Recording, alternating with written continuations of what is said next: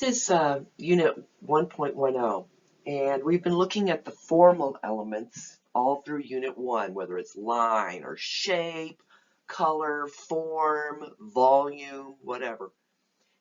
Now we're going to have to think about what the art is about, okay? This is other ways to look at art except just looking for the formal elements, okay?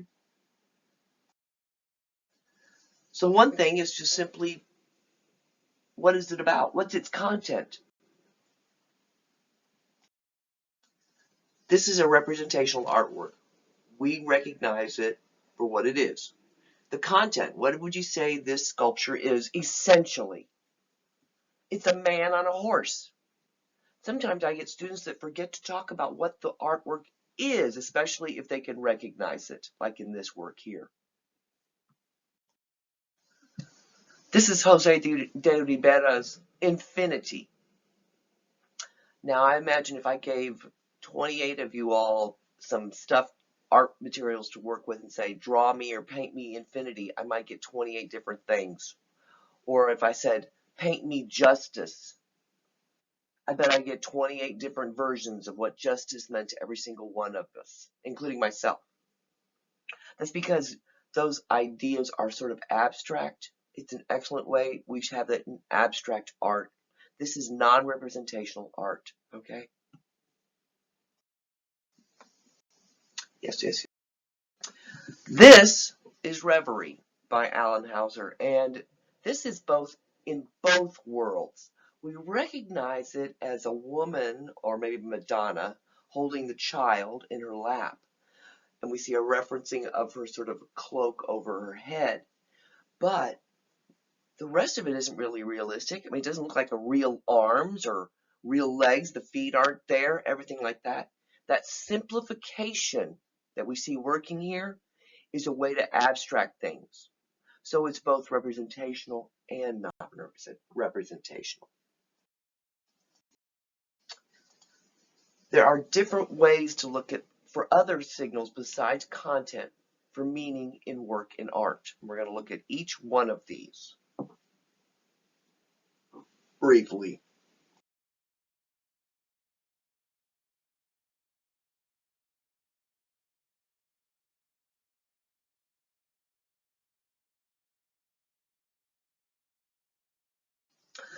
Sometimes you have to consider the biography of the artist.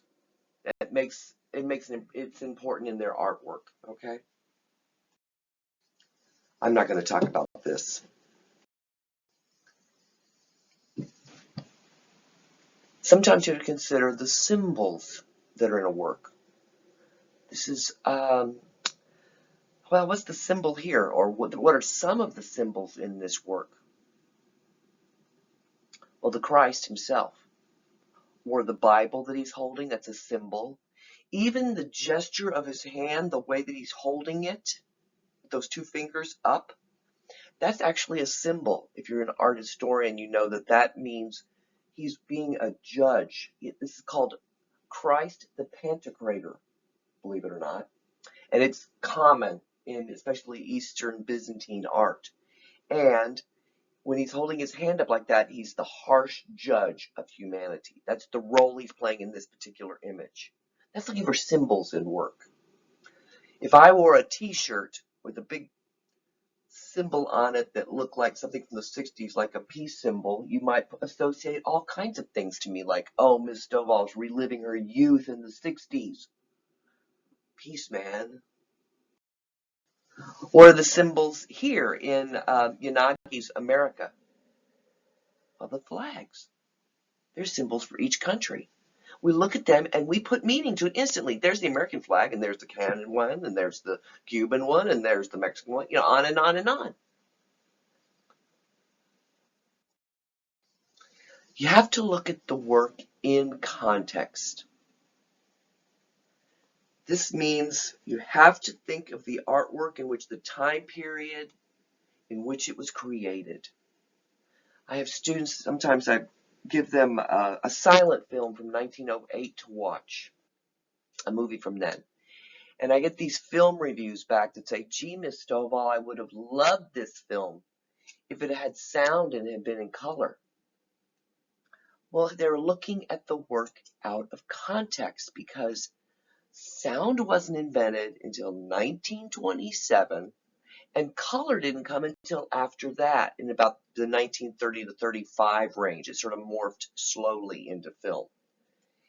So they'd be looking at the work out of the time period in which it was made because it wasn't invented yet. You got to look at the work in context. You are the clan cave painter. You look at these artwork and you think, oh God, I could draw better than this. At least those people anyway. Right. Where do you think you're working if you're the clan artist? You're working in a dark, wet, dank, rough cave with almost no light except maybe a torch or fire on the floor. The hall of this animal painting you see here, the big image, those wall murals are actually approximately 400 feet long. So that gives you some of the idea of the scale of that artwork. What kind of materials do you think you're working with? Go down to Michael's and buy yourself some paints and things? Oh, no. You're using charcoal from the fire. You're using plant materials that you maybe have crushed. If you're really fancy, maybe you found yourself a stick and you tied on a little bit of fur on the end, and that's your paintbrush, okay? You're probably using your fingers and other things to create these works. When you see the work in context, you think, wow, this is really outstanding. Plus, I have to admit, I think the animal images are beautiful anyway because of their grace, sense of movement, the capturing the spirit of the animal. Sometimes you have to consider the mental state of the artist. And nowhere is this more prevalent than in this work, in this artist, Vincent van Gogh. It's theorized that Vincent van Gogh suffered from schizophrenia most of his life, and he was in and out of institutions all the time for most of his adult life after the age of, say, 18 to 20. And he suffered quite a bit, mental anguish a lot. This is his painting called Wheat Field with Crows. This is the last work that he's going to do before he commits suicide. He does this 1 week before. So let's take a look at the work. What do we see? What are some of the major formal elements? Well, you see that short brushwork, that little gold, those lines that are created by that short brushwork. They create kind of a crazy movement in this work, don't they? The wheat looks like it's blowing. The sky looks a boil. Everything seems to be sort of agitated with that quick line. It creates a rhythmic, chaotic sort of movement in the work. And what's in the sky anyway? Well, the blackness up at the very top of the sky edge is actually crows. And we see a few of them sort of spilling out, hovering over the wheat field. What are crows usually a symbol for? Well, usually they're associated with death or at least a bad omen. So with all this chaotic movement and the crows in this work, what do you think this work was really kind of a portrait of besides an actual wheat field?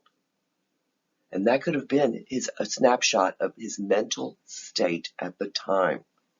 I don't know that it's necessarily or foretelling that I'm going to commit suicide, but you get the feeling that there's some sort of mental anguish going on, a turmoil, a fight within himself and his mind.